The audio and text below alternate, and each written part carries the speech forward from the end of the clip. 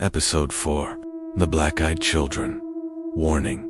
If someone knocks on your door late at night, and you feel fear before you even see their face, trust that instinct, because some visitors don't break in. They ask to be invited.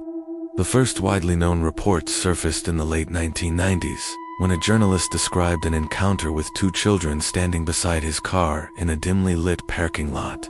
They looked ordinary at first glance: pale skin, outdated clothing, stiff posture, but something felt wrong immediately. They spoke politely, almost rehearsed, asking for a ride home to get money for a movie. The request was simple, innocent, yet the journalist felt overwhelming dread rising in his chest, a primal alarm without visible cause. When he finally looked directly into their eyes, he understood why. Their eyes were completely black, not dark brown, not shadowed, solid, endless black from sclera to pupil. No whites, no reflection, just void. He refused them entry to his car. The children's expressions shifted, not angry, not sad, just blank. Then they walked away, into the darkness. Since that account, hundreds of similar stories have surfaced across the United States, the United Kingdom, and parts of Canada. The details vary slightly, but the core elements remain consistent. The children appear at night. They knock on doors or approach vehicles.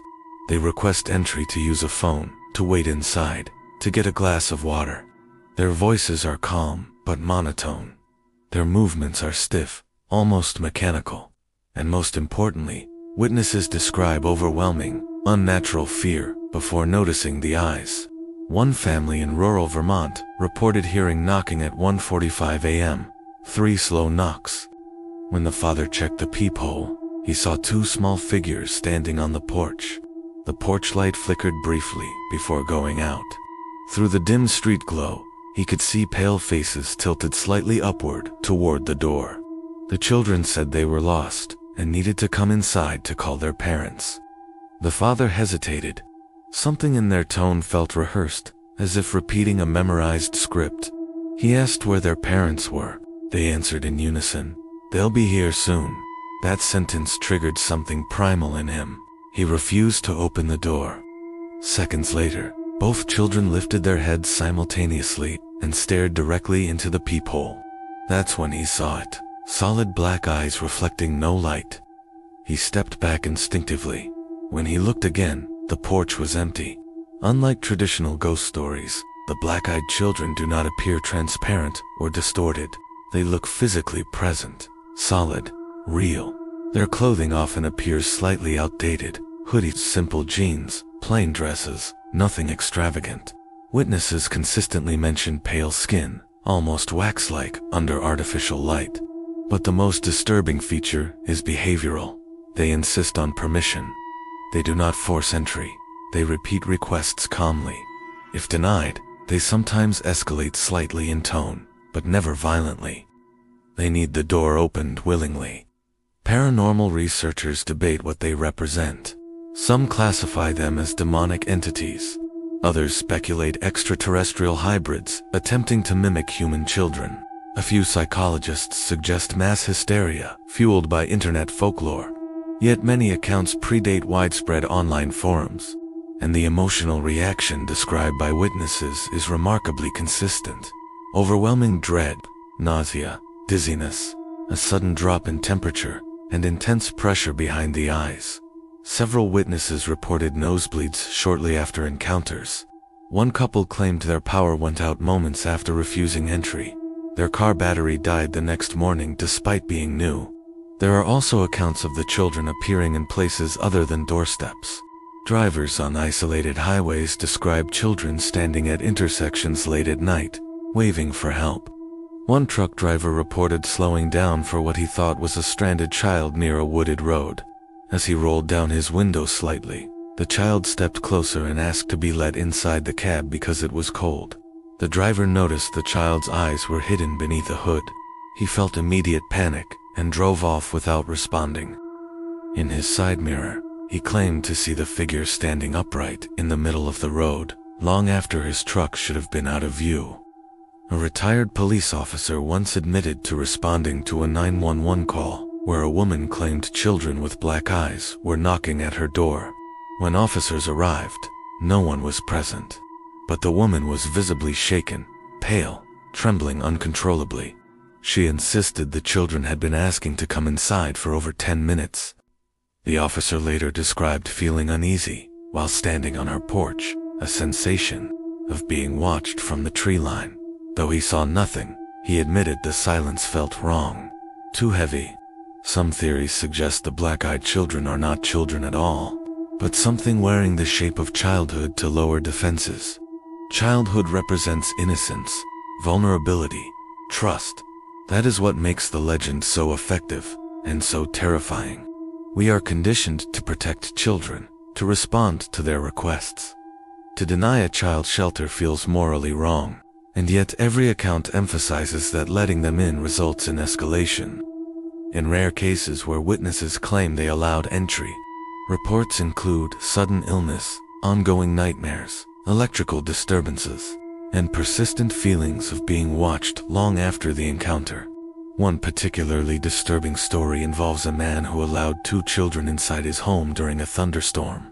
He reported that once inside, the children stood silently in the living room without removing their coats.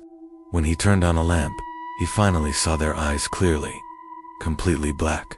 He felt immediate dizziness and had to grip the wall for support. The children then said softly, "Our parents are coming."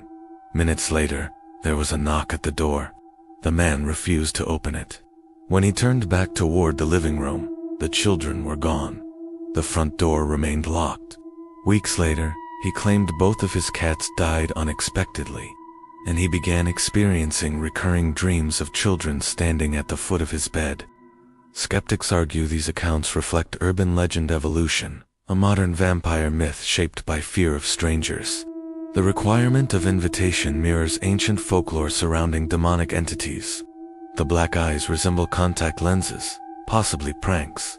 But skeptics struggle to explain the physiological fear responses described by unrelated witnesses who had never heard of the phenomenon prior to their encounter. Nor do they easily explain the consistency of dialogue, short phrases, repetitive requests, monotone delivery. In Part 2, we dive deeper into alleged cases where individuals did allow entry, and the consequences that followed.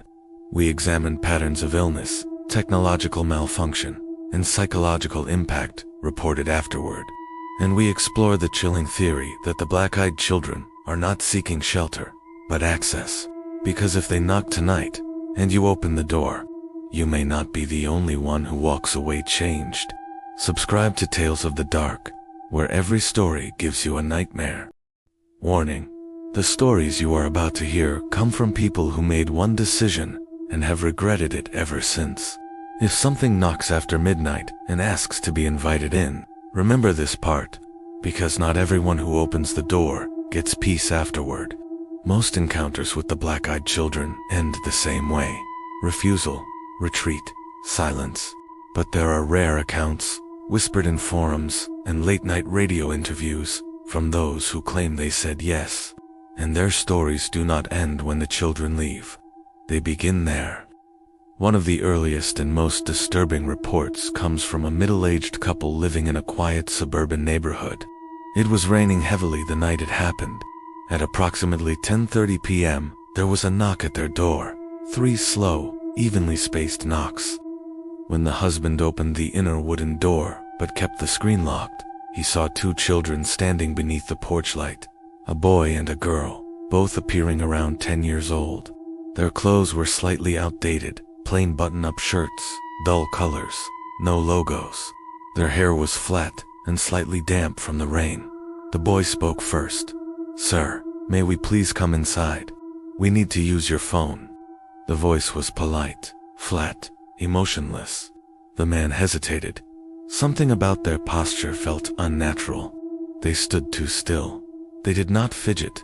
They did not shiver in the cold rain. The wife later described feeling sudden nausea and a tight pressure in her chest without knowing why. Against instinct, the husband unlocked the screen door. The children stepped inside slowly. As they crossed the threshold, the porch light flickered violently and went out. Inside the house, the temperature seemed to drop instantly. The children did not remove their shoes. They did not look around with curiosity, like normal children would. They simply stood in the center of the living room. The girl turned her head slowly toward the wife. That's when she saw their eyes clearly. Solid black. No whites. No pupils. Just darkness. The wife screamed. The husband stumbled backward, feeling dizzy, disoriented. The boy calmly repeated, "Our parents are coming." Moments later, there was another knock at the door. 3 slow knocks. The couple refused to answer it. When they turned back toward the living room, the children were gone. The front door remained locked. The windows were closed. No sign of forced exit. Within weeks, both husband and wife began experiencing severe health issues. Unexplained nosebleeds, migraines, extreme fatigue. Medical tests revealed nothing conclusive. Their cats died within a month. The couple eventually moved, but they claimed the nightmares followed them. Another case involved a young college student who lived alone in an apartment complex. Around midnight, there was a knock. She looked through the peephole and saw a small child standing in the hallway. He said he was lost and needed to call his mother. The hallway lights flickered faintly. Against her better judgment, she opened the door slightly. The child looked up slowly, black eyes. She described feeling as if gravity shifted, like the room tilted sideways for a moment. He asked again to come inside. She stepped back, allowing him entry. Once inside, the apartment lights dimmed. Her television turned on by itself, showing static. The child walked slowly toward her bedroom without asking permission. She shouted at him to stop. He turned his head, but did not move his body. An unnatural twisting motion. "It won't hurt," he said softly. That was the last thing she remembered clearly. She later woke up on her couch hours later with the apartment door wide open. The child was gone. Over the next several months, she reported persistent insomnia, sleep paralysis episodes involving black-eyed figures standing at the foot of her bed, and recurring dreams of children knocking from inside her closet. There are also stories involving vehicles. A man driving through a remote highway claimed he stopped for 2 children standing on the roadside. They asked for a ride to a nearby town. Against instinct, he unlocked the back doors. The children entered silently. He could not see their eyes clearly in the dark, but he felt intense pressure in his temples while driving. The children did not speak for miles. Then the boy whispered, "You invited us." The driver felt sudden panic and pulled over abruptly. When he turned around to confront them, the back seat was empty. The doors were still locked from the inside. Days later, his car battery failed. His dog began growling at empty back seats whenever he drove at night. A chilling pattern emerges in these accounts. Once invited, the children often say little. They do not attack violently. They do not cause immediate visible harm. Instead, something lingers. Electrical disturbances increase. Health declines subtly. Pets behave erratically. Witnesses describe constant feelings of being watched. Some claim shadows move along walls at night, in child-sized shapes.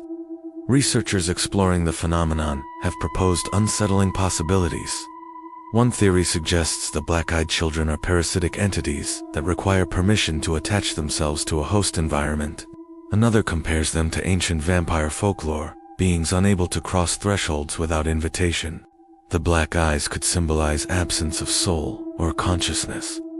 Others speculate extraterrestrial origins, pointing to the mechanical speech patterns and emotional flatness.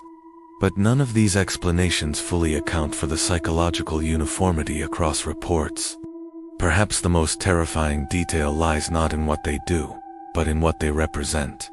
They appear as children, embodiments of innocence, yet evoke instinctive terror.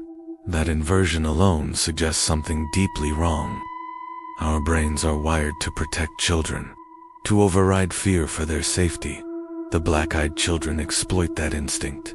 They weaponize empathy, and what happens when empathy becomes the trap? There are rare whispers online of individuals who claim they allowed entry and felt something leave with the children, not taken physically, but drained. as if a piece of emotional warmth vanished permanently. These witnesses describe long-term apathy, emotional numbness, loss of motivation. Whether psychosomatic or paranormal, the outcome is disturbingly consistent. After contact, something changes. In Part 3, we explore government records, alleged police logs, and the possibility that reports of the black-eyed children have been quietly documented for decades under different classifications. Because if this phenomenon is real, then someone, somewhere, has been keeping track. And if they are keeping track, it means the knocks are not random, they are patterns. Subscribe to Tales of the Dark, where every story gives you a nightmare. Warning: if you have ever stepped inside an abandoned church and felt like something was listening to you breathe, this episode will feel familiar. Episode 4, The Chapel of Ease. By the time the third night investigation began, the team had already lost more than equipment, they had lost time. Reviewing footage from the previous session, they noticed something that hadn't been there before. In the center aisle, where broken pews cast long skeletal shadows across the stone floor, a figure appeared for exactly 9 frames. It was tall, narrow, and unnaturally still. No facial features, no visible clothing texture. Just an absence shaped like a person. The problem: none of the cameras were positioned facing that direction at that time. The angle was impossible, as if something inside the chapel had recorded itself. The Chapel of Ease in the outskirts of St. Helena Island has long been surrounded by rumors. Built in the 1700s as a place for plantation families who didn't want to travel far for worship later, abandoned, slowly consumed by salt air and creeping moss. But locals don't fear its history, they fear its silence.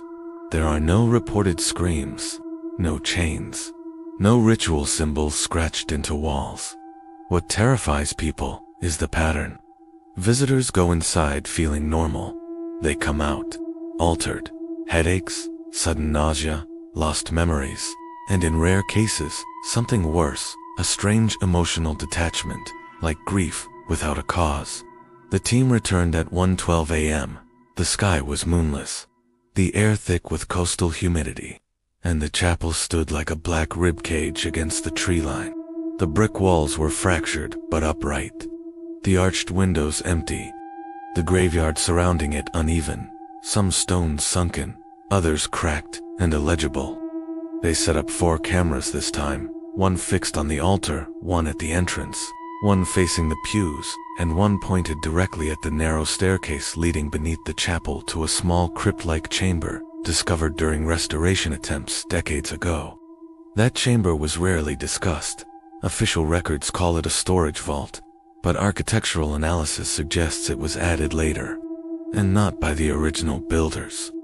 The moment they stepped inside, the EMF meter spiked, not gradually, not flickering. It slammed to red for 3 seconds, then died, completely. Fresh batteries, no interference sources nearby. They reset it. It powered on normally, but the reading wouldn't rise above baseline again. It was as if whatever energy had been there had withdrawn, watching, waiting. At 1:37 a.m., one of the investigators, Mark, reported hearing whispering, not from the altar, not from the pews, from below. The staircase camera picked up faint audio, too low to distinguish words, but unmistakably rhythmic, like overlapping voices murmuring in unison. They debated going down. Protocol required at least 2 investigators together. But as they approached the staircase, something else happened. The temperature dropped by nearly 12 degrees in less than 10 seconds. Their breath became visible. In coastal South Carolina summer air, that's not just unusual, it's impossible. The drop was localized to the staircase landing. The rest of the chapel remained humid. The camera captured condensation forming on the stone steps, and then, movement, a shadow stretching upward, not cast from above, but from below, as if something down there blocked a light source no one could see. Mark hesitated. He later admitted he felt an overwhelming dread. Not fear of being harmed, but fear of being noticed. The team descended slowly. The staircase was narrow, brick walls damp with age, the air thick. The murmuring grew louder, though playback later revealed almost nothing audible beyond static. At the bottom, the chamber was smaller than expected. Circular, bare stone walls. No furniture, no storage remnants. Just a shallow indentation in the center of the floor, like something heavy had once rested there. And around the perimeter, faint markings etched into brick. Not symbols, not letters, just vertical lines, hundreds of them, like tally marks, counting something, or someone. The moment they entered the chamber fully, the upstairs entrance camera glitched, for exactly 13 seconds. When the feed returned, the chapel above appeared darker. The moonless sky visible through broken windows now seemed ink black. No stars, no ambient glow, just void. And in the center aisle, something stood where the altar should have been, a silhouette, watching the staircase. The team downstairs did not see it, but they felt something. Pressure in their ears, a ringing, and then silence. The whispering stopped abruptly. Mark turned his camera toward the indentation in the floor, and for a split second, the light reflected off something metallic embedded in the stone. A small ring, rusted, partially buried. They brushed away dust. It was attached to nothing, just a metal loop set into the center of the floor. Why would a storage vault need a ring anchored into stone? No answer, but the moment they touched it, the temperature rose again, rapidly, back to normal. The dread lifted. Slightly, they decided to leave the chamber and review footage outside. As they ascended, something followed. Not physically, but audibly. Footsteps, one step behind the last investigator. Every time he stepped, a half-second later, another step echoed, slightly heavier, slightly delayed. He stopped. The echo stopped. He stepped again. The echo followed. They reached the top, and the chapel felt different. The air stagnant, the darkness thicker. The altar camera had shifted slightly, angled more toward the pews than before. None of them had touched it, and in playback they saw it happen. During the 13-second glitch, the camera tilted on its tripod by itself, slowly, smoothly, as if turned by an invisible hand. And when the feed resumed, the silhouette was gone, but something else remained. One of the pews had moved. Just a few inches, enough to scrape across stone, enough to leave a mark. No one upstairs, no wind strong enough, and the door had remained closed the entire time. That's when Sarah, the tech analyst monitoring live audio from outside, radioed in. She had been listening to the raw frequency feed during the glitch, and she heard something, not whispers, not static, a phrase, repeated 3 times. Don't leave. Soft, genderless.com. The team stood frozen in the nav. The idea that something inside the chapel was not trying to scare them, but trying to keep them, shifted everything. They decided to perform one final experiment. They would all exit the chapel simultaneously, leaving every camera running. If the phenomenon was reactive to presence, something might manifest in their absence. They stepped outside at 2:03 a.m., closed the wooden door behind them, and waited. For 6 minutes, nothing happened. Then the altar camera flickered. The interior darkened unnaturally, as if the light had been drained rather than dimmed. And from the staircase entrance below, a shape emerged, taller than before, more defined. Not a shadow this time, but a distortion. The air around it bent slightly, like heat rising from asphalt. It moved slowly into the center aisle, paused, and turned toward the door, toward them. Though they were outside, watching through a monitor, every one of them felt it. That pressure again, in the chest, in the ears. The sensation of being evaluated. The distortion extended upward, elongating, and then, something impossible. The pew that had shifted earlier began sliding back into its original position.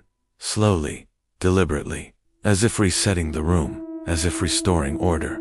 The indentation in the crypt floor upstairs vibrated slightly, captured faintly on the staircase cam. Dust lifted, and then everything stopped.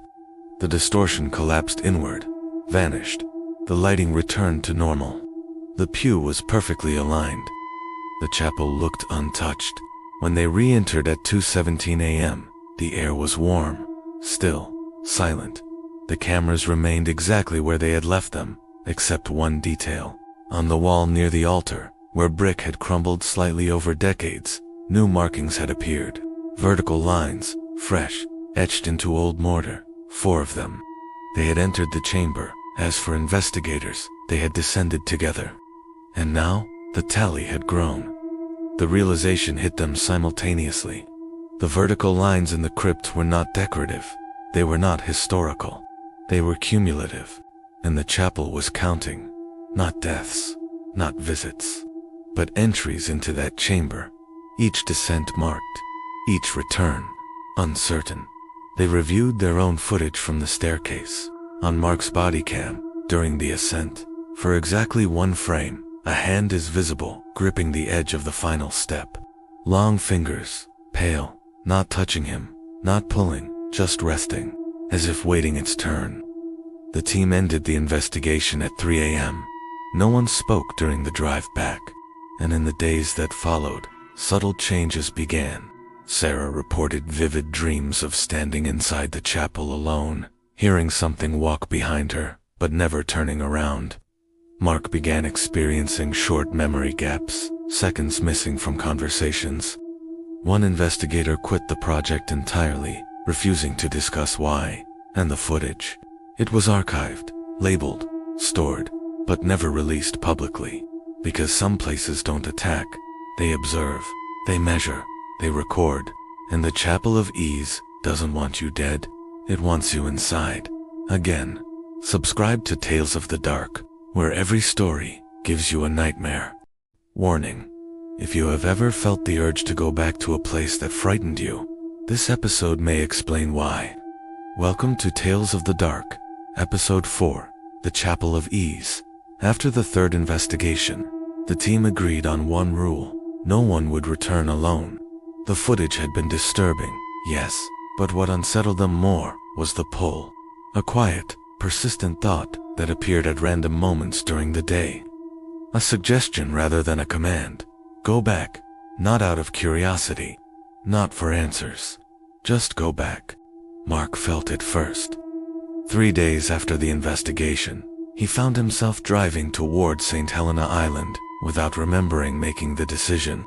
He claimed he had been heading to a grocery store, but his GPS history showed a route plotted directly to the chapel's coordinates.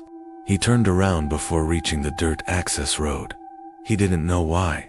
He just said he suddenly felt watched through the windshield, as if something ahead already knew he was coming.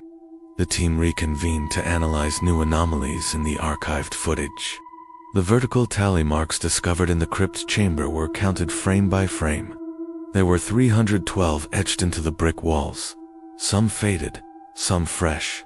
But here's what they didn't expect in older historical photographs of the chapel interior from the early 1900s. Faint vertical markings are visible on the same walls, fewer, roughly 180. That means the count had grown long before modern investigations, long before cameras, long before anyone thought to document strange occurrences. So what was being counted? And more importantly, who was adding to it? A local historian reluctantly agreed to speak off-record. He explained that in the late 1700s, the chapel had been more than a place of worship. During outbreaks of disease, bodies were temporarily stored beneath it when burial grounds overflowed. But there were inconsistencies. Parish records list fewer deaths than the number of graves surrounding the structure. And some names appear twice. Duplicates, as if the same individuals were recorded on separate occasions. That's when Sarah uncovered something more disturbing. In one ledger entry dated 1794, a note written in the margin reads, "Return to service after burial. Do not speak of this." No explanation, no signature. The historian insisted it was likely clerical error, but the phrasing felt deliberate. Returned, not exhumed, not relocated, returned. The team decided on a controlled daytime visit. No overnight stay, no descent into the crypt, just observation. The chapel in daylight appeared almost peaceful. Sunlight filtered through empty window frames. Birds nested in the rafters. the graveyard quiet. Yet even under the sun, the interior felt heavier than the surrounding air. They placed a single static camera facing the altar and stepped outside, remaining within view of the doorway. For 40 minutes, nothing happened. Then the birds stopped singing, simultaneously, not gradually. Silence dropped like a curtain, and inside the chapel, the light shifted. It didn't dim, it dulled. Colors desaturated. The red brick turned grayish. The green moss appeared nearly black. The camera's exposure had not changed, but the footage clearly showed a reduction in vibrancy, as if the structure itself absorbed warmth. Mark stepped just inside the doorway to adjust the camera. He later described the sensation as walking into water, not physically, but mentally, a resistance. Thoughts slowed, sound muffled. He took 3 steps forward, and in that moment, Sarah, watching from outside, saw something behind him, a faint distortion near the staircase entrance. Taller than before, not moving, just present. She shouted his name. He didn't respond immediately. For exactly 5 seconds, he stood still, facing the altar. Then he blinked rapidly and stepped back outside, confused. He claimed he hadn't heard her call. The playback revealed something chilling. During those 5 seconds, his shadow on the stone floor did not match his posture. While he stood upright, his shadow leaned slightly forward, as if reaching toward the altar. That was the last daytime visit. Because that night, something happened none of them could explain away. At 2:17 a.m., the same time they had re-entered the chapel during the previous investigation, Sarah received a motion alert from the static camera they had forgotten to retrieve. The chapel interior feed activated. No one was there. The door remained closed, the altar visible, the pews aligned. And then the staircase darkness deepened. A shape emerged once again. More defined now. Broad shoulders, elongated arms. No facial features, but a suggestion of a head slightly tilted. It did not drift. It walked. Slow, deliberate steps down the center aisle. It stopped exactly where Mark had frozen earlier that day. And then, it did something new. It bent forward slightly, as if inspecting the floor, or reading something invisible. The camera audio captured a low-frequency hum. Not mechanical, not environmental, almost like distant chanting underwater.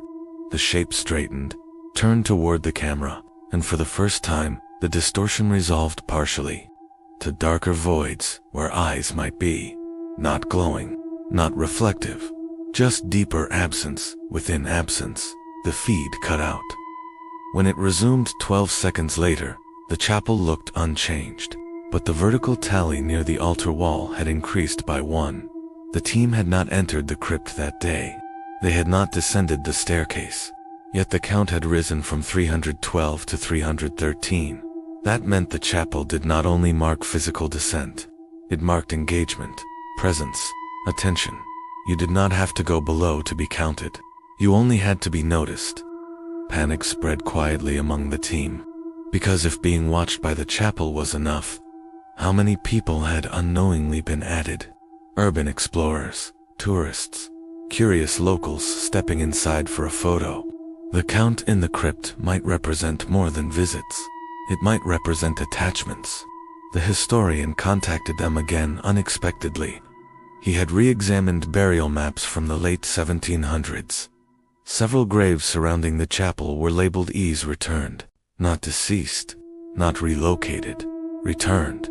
And those graves were empty when excavated in the 1930s during minor restoration work. Official explanation: erosion and coffin decay. Unofficially, workers reported finding soil disturbed from below, as if something had pushed upward. The team made one final decision. They would not investigate further. No dramatic confrontation, no provocation. They archived the footage permanently, because patterns were becoming undeniable. The chapel did not chase. It did not harm directly. It waited. It observed who noticed it. And once it recognized you, something subtle began. Memory lapses, compulsion, dreams of standing inside alone, in the sense that leaving had been temporary. Mark's GPS glitch happened again 2 weeks later. This time at 2:17 a.m., his car ignition activated briefly in his driveway.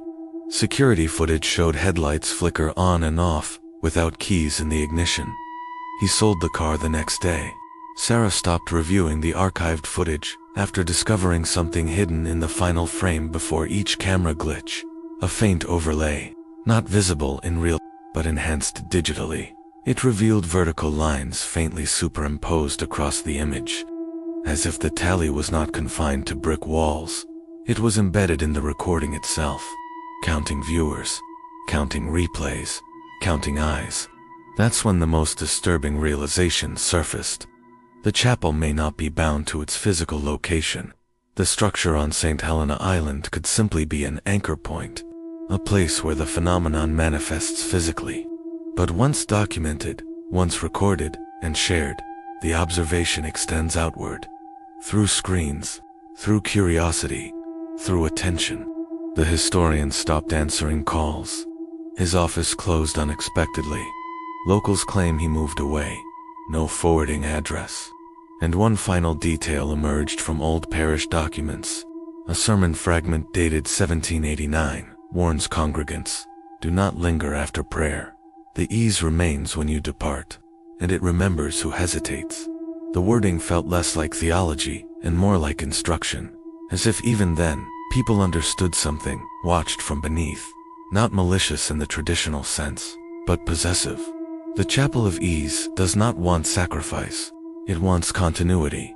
It counts entries. It restores order when disturbed. It resets pews. It realigns cameras. It adjusts shadows. And when you leave, it waits. Because departure is temporary, attention is permanent. And once the chapel notices you noticing it, the tally grows. The question is no longer how many lines are etched into brick. The question is how many exist that you cannot see. Subscribe to Tales of the Dark, where every story gives you a nightmare. Warning: if you have watched every part of this investigation, you may already be part of it. Episode 4, The Chapel of Ease. By the time the team decided to permanently seal the archive, something had already shifted. Not inside the chapel, but outside of it. The footage, though unreleased publicly, had been reviewed dozens of times internally. Each replay examined frame by frame, each glitch slowed down, enhanced, studied, and with every viewing, the vertical tally overlay Sarah had discovered became clearer. It was faint, nearly subliminal, but undeniably present. Transparent lines superimposed across random frames, sometimes 3, sometimes 13, sometimes a single mark in the lower corner of the image. At first, they believed it was digital artifacting, compression error, data corruption, but the pattern was too intentional. The lines appeared only when someone was actively watching the file. When paused, they remained static, but when the video was scrubbed backward or replayed, a new faint mark would occasionally appear where none had been before, as if the act of observation triggered the addition. They ran controlled tests, left the file untouched for 72 hours. No changes, then replayed it once. A new line appeared near the staircase frame. They replayed it again. Another line, this time near the altar. It did not correlate to timeline. It correlated to view count. That was when fear stopped being theoretical, because if the chapel's tally was no longer limited to physical brick walls, then the chamber below the structure was only one ledger, among many.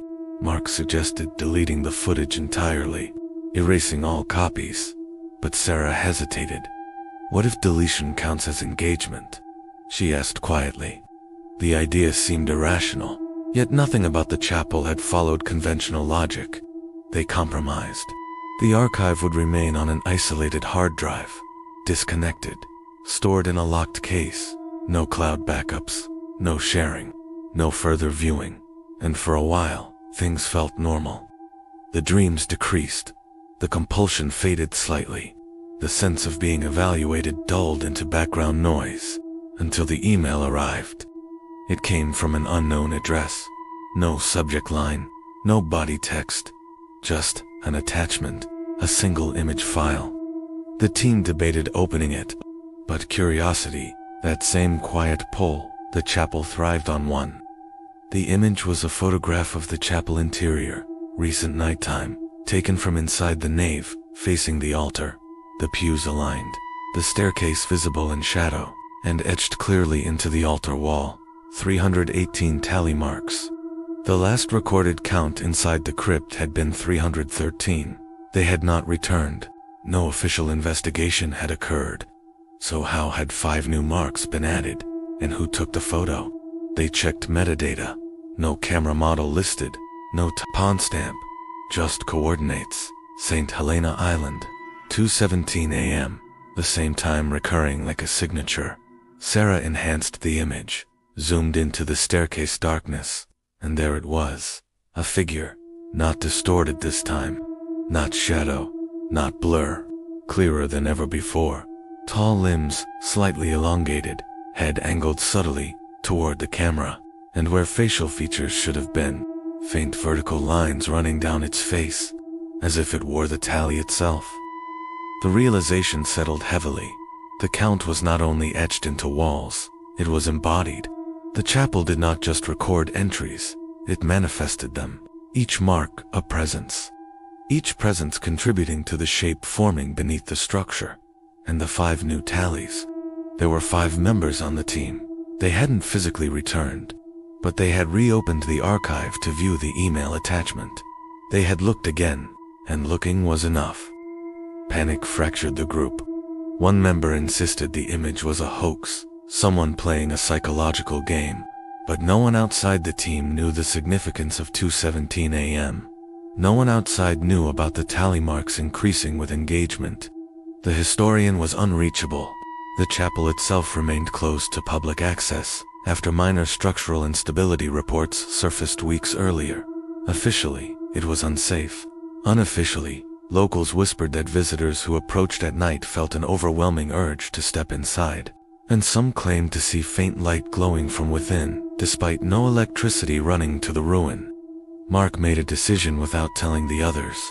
He drove to St. Helena Island one final time. He left his phone at home. No GPS, no communication. He later claimed he simply needed closure. But deep down, he admitted something else. He felt cold. When he reached the dirt path leading to the chapel, the air felt unnaturally still. No insects, no wind. The structure stood exactly as before. Broken windows, crumbling brick, silent graveyard. He stepped inside, alone at 2:14 a.m. The interior felt warmer than outside, not by temperature, but by presence. He approached the altar wall slowly, counted the marks with his fingers. 319, one more than in the email image. His breath caught. That meant his decision to drive there had already been recorded. He hadn't even descended the staircase. He hadn't engaged beyond entry. But the tally anticipated him, as if intention itself was measurable. He turned toward the staircase, and from below, faint humming rose, the same low-frequency resonance captured in previous footage. Not threatening, not urgent, patient. He descended, each step echoing slightly longer than natural acoustics allowed. The chamber below felt different now. The vertical lines along the brick walls seemed deeper, fresher. And in the center floor indentation, the rusted metal ring gleamed faintly, despite no light source directed at it. He approached cautiously, and then he noticed something new carved into the wall opposite the staircase.